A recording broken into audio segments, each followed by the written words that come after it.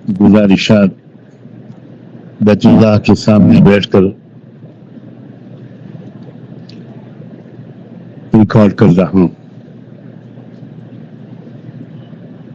अल्लाह करे कि मैं पूरे खुलूस नीयत के साथ कुछ मुख्तसर लफ्जों में ज़रूरी और मुफीद बातें पेश कर सकूं। पहली बात तो ये है कि पिछले चंद दिनों से बहुत से मेरे मुखलिस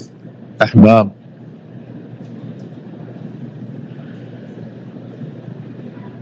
उन बातों का जवाब दे रहे हैं जो मोहतरम जनाब असदुद्दीन ओवैसी साहब ने मेरा नाम लिए बगैर मेरे बारे में कही है। मैं उन सब हजरात का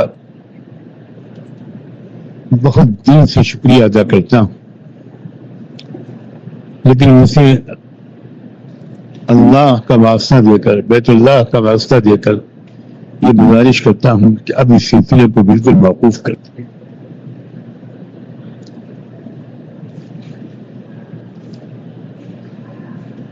हमारी असल तवज्जो मुल्क में इस्लाम और मुसलमानों की हिफाजत, शायर इस्लाम की हिफाजत, मसाजिद, मजारिस, औकाफ, कब्रिस्तान और इस्लामी वजूद और दस्तूरी हुकूक के तहफ़्फ़ुज़ की तरफ होनी चाहिए। किसी भी सूरत में हमें आपस में एक दूसरे से नहीं उलझना चाहिए।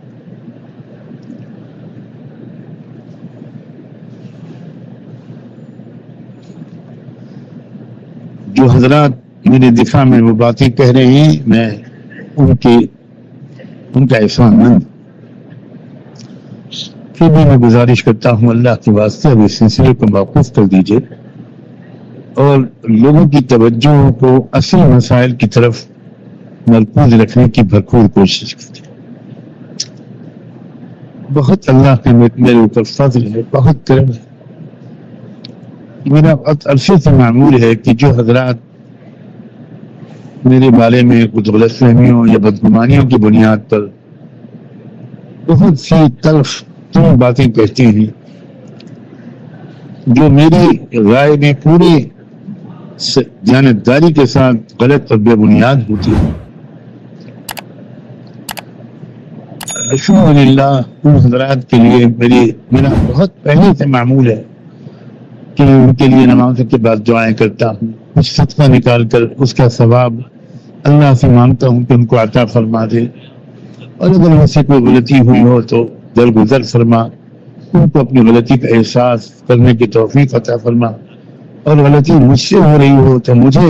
एहसास एतराफ करने की तौफीक अता फरमा। मैं इस जगह पर बैतुल्लाह के सामने अल्लाह की कसम खाकर अर्ज करता हूँ कि सैकड़ों बार अल्हम्दुलिल्लाह मुझे इस तर्ज अमल को अपनाने की तौफीक होती रही,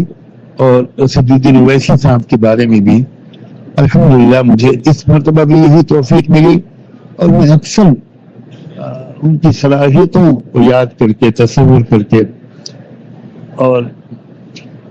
अल्लाह से उनके लिए दुआ करता हूँ। मैं नहीं कहता कि उनको मेरी दुआओं की जरूरत है, मेरी क्या औकात है, लेकिन बहरहाल एक ईमान वाले को दूसरे ईमान वाले के लिए जरूर नेक तमन्नाएं रखनी चाहिए और दुआएं करनी चाहिए। अल्हम्दुलिल्लाह उनके लिए दुआएं करना मेरा मामूल है, और अब जब अल्लाह ने यहाँ पहुंचाया तो अल्लाह का शुक्र है कि उम्र के दौरान और नमाजों के बाद कोशिश कर रहा हूँ कि उनके लिए दुआओं का एहतमाम और बढ़ जाए। बड़ी बासलाहियत। बहुत पहले मैंने टाइम्स के इंटरव्यू में उनके बारे में कहा था कि ये बात बिल्कुल सही नहीं हुई कि उनकी वजह से फिरकापरस्त ताकतें ताकतवर हो रही हैं, لیکن یہ بھی میرا خیال ہے کہ کاش ان کا مزاج مشاورتی ہوتا اور مختلف مسلمانوں کی سیاسی پارٹیاں جیسے انڈین نیشنل لیگ ہے، مسلم لیگ ہے، SDPI ہے، ان سب حضرات کے ساتھ اور جن علماء پر ان کو اعتماد ہوتا، مثلا صدر آل انڈیا مسلم پرسنل لا بورڈ حضرت مولانا خالد سیف اللہ رحمانی،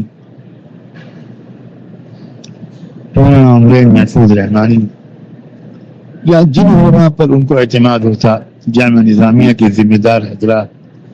ان سب کی ایک مشترکہ نشست میں 2-3 دن کے غور و خوض کے بعد طے کیا جاتا کہ انڈیا میں اسلام اور مسلمانوں کے تحفظ کی بہتر شکل کیا ہے۔ بہرحال یہ تمنا ہے، اللہ جانے کب پوری ہوگی۔ میں تو صرف یہ عرض کرنا چاہتا ہوں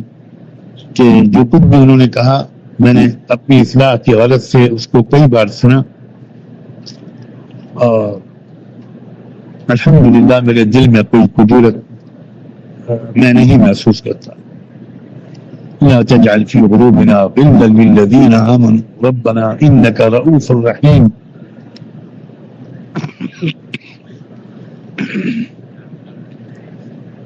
جو بھائی اور بہنیں